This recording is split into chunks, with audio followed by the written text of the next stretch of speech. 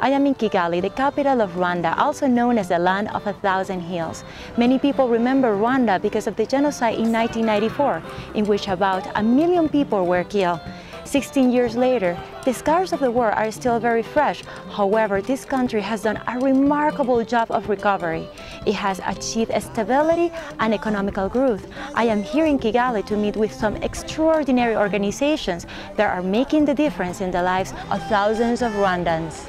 Rwanda, the land of 1,000 hills, a country in which the memories of a violent past collide with the hope for a brighter future. In Kigali, the capital of Rwanda, the lush hillsides are quickly being transformed into a modern city.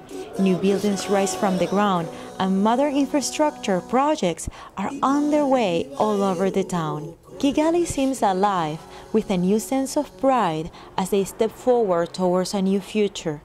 It is impeccably clean, making it hard to believe that these same roads were covered with dead bodies just 16 years ago due to the genocide that took the lives of over 1 million Tutsis and moderate Hutus.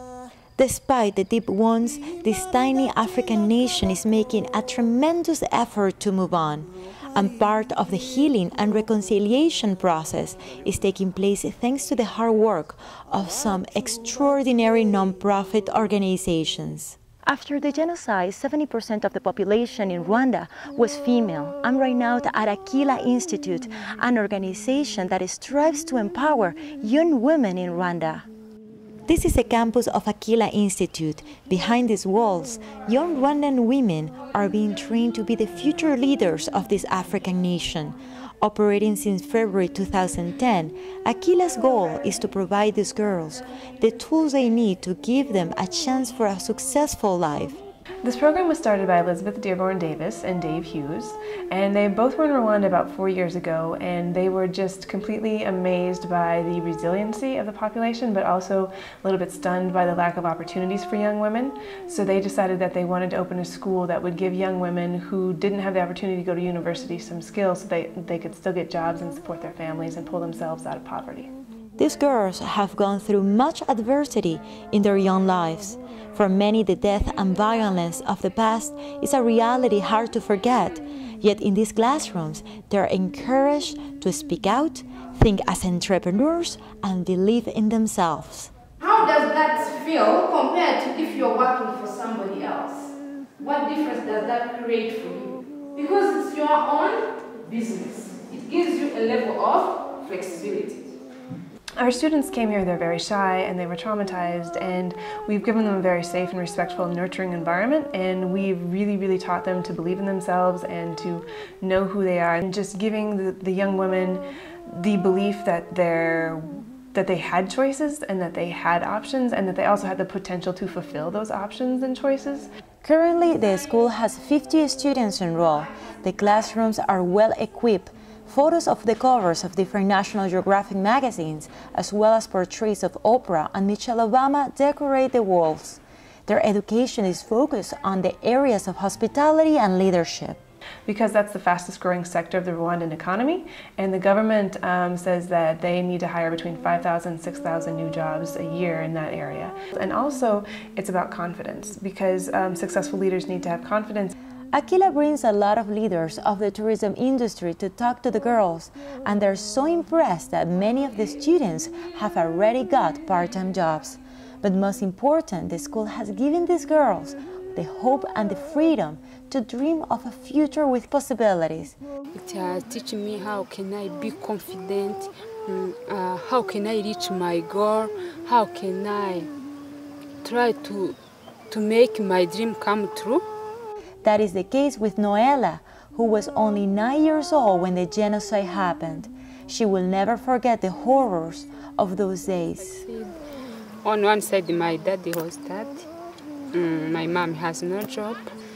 Then I ask myself, I will never succeed. I have no school fees. I have no job.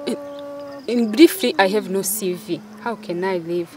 And I remember one time I asked myself, how I'm going to make myself to die.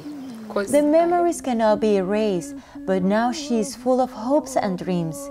She thanks Akilah for it. Since I came here, I was improving my confidence. Before I lost my hope, but right now I'm confident. I believe I will become a strong woman, and they teach me how to be strong in difficult situations. To many, Akilah is more than just a school. It is also a family. Before I came here, I don't like to talk to anyone about my problem, but when I came here, I feel it's a real community that I include in, and I have to be free. Noela is no longer afraid of dreaming. And this is Noela Hotel as my name. This is my big dream. On the other side of town, more dreams are being built. Established in 1997, the Mulindi Japan One Love project focuses on providing aid to people with disabilities. Due to the genocide, landmines, and accidents, hundreds of thousands of Rwandans now find themselves disabled. This organization was the result of one love, the love of Mami Yoshida Rudasingwa and Gatera Rudasingwa. They met in Nairobi in 1989 when the war in Rwanda made him escape to Kenya, where Mami was studying Swahili. I never thought I would live in Africa. He was born in Rwanda, and Rwanda has had a lot of problem because of tribal problem, ethnic problem. But every time he has in his mind, he has a hope. When I met him, he really gave me a power to live with an objective. And that objective was to learn the art of making artificial limbs in Japan, so that knowledge could be used to help thousands of disabled people like him. 60,000 get prostheses, crutches, wheelchair, and free of charge. In the orthopedic workshop, disabled men work as technicians to make the prostheses. Some others work in different areas of the One Love project complex. We have guest house, restaurant is to generate income for project. They have vans to travel around the country to provide aid to those who are unable to travel to the city. This NGO not only provides artificial limbs, it also gives disabled people the tools to be financially independent. I think important is to try to not to beg only. Recently, the One Love Project USA opened its doors. If you not to bring money, you can bring some prostheses, second hand, separate material. Rwanda is still recovering, but what is most impressive about Rwandans is their determination to overcome their past, proving that not even the most horrendous events can crush their spirit. They're eager to show the beauty of their country through ecotourism and to open their hearts to you if you're willing to open yours to them.